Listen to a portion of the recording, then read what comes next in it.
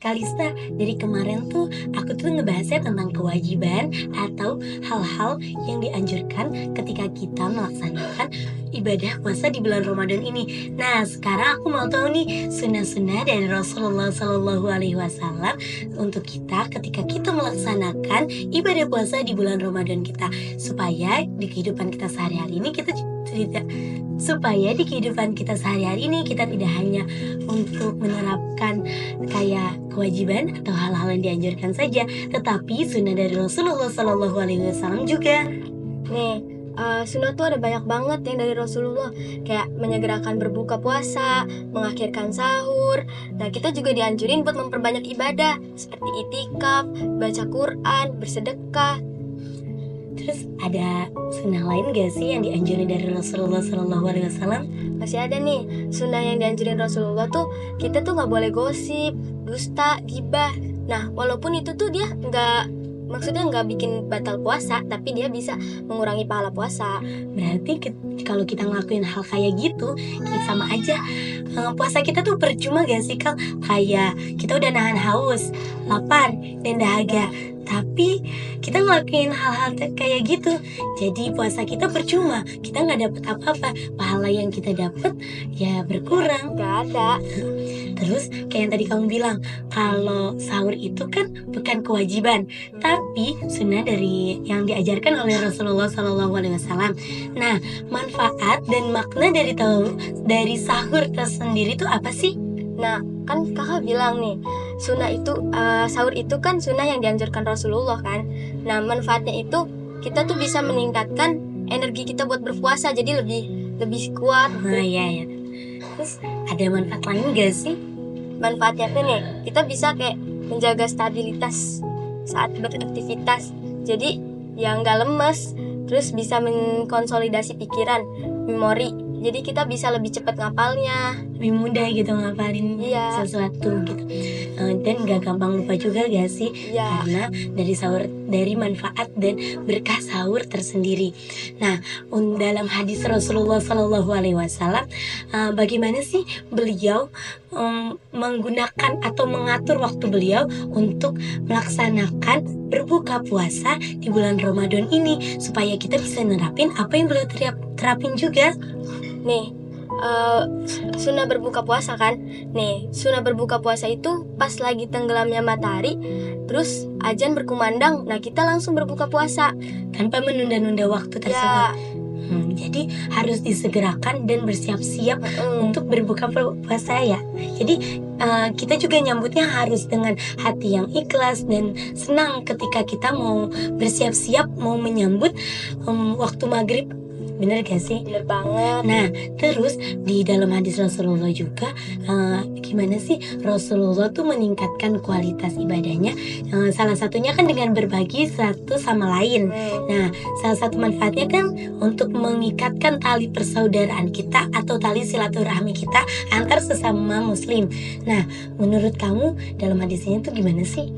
Nih, kan dijelaskan nih dari Zaid bin Khalid Al-Juhani radhiyallahu anhu berkata bahwa Rasulullah Shallallahu Alaihi Wasallam bersabda, "Man fattara iman kana lahu mislu ajrihi ghairu annahu la yanqusu min ajri shaimi syai'an." Yang artinya, siapa yang memberi makan orang yang berpuasa, maka pahala baginya itu seperti orang yang berpuasa tersebut tanpa mengurangi pahala orang puasa itu. Ya bener banget ya sih. Jadi kalau kita melakukan kebaikan atau berbagi kepada sesama, kita mendapatkan kebaikan atau pahala dari orang tersebut tanpa kita mengurangi pahala mereka sedikit pun.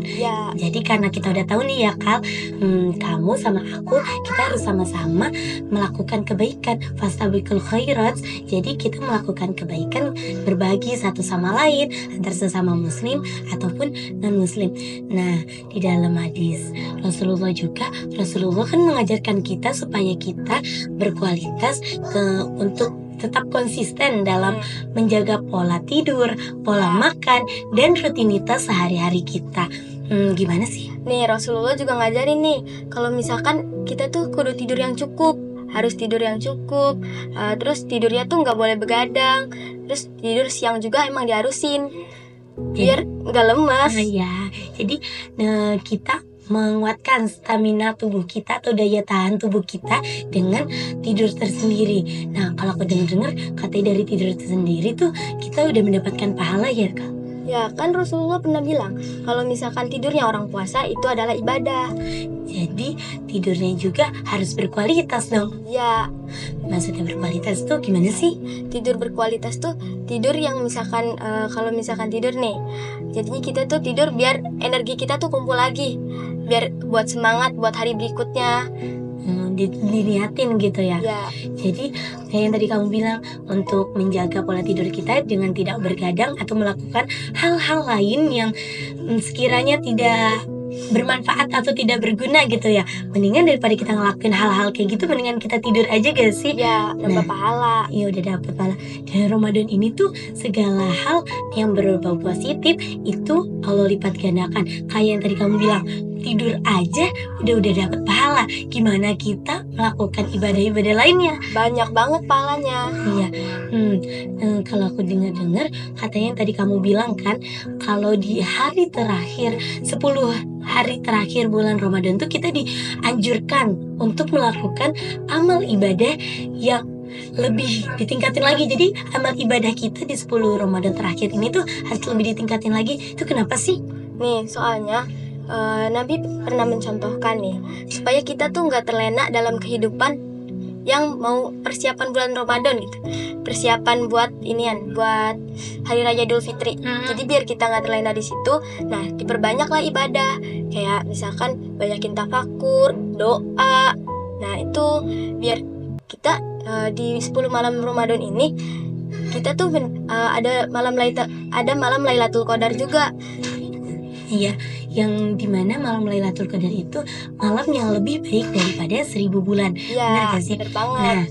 Nah, terus yang tadi kamu bilang, aku penasaran nih, kan kalau kita berbuka puasa tuh kita dianjurin untuk makan kurma.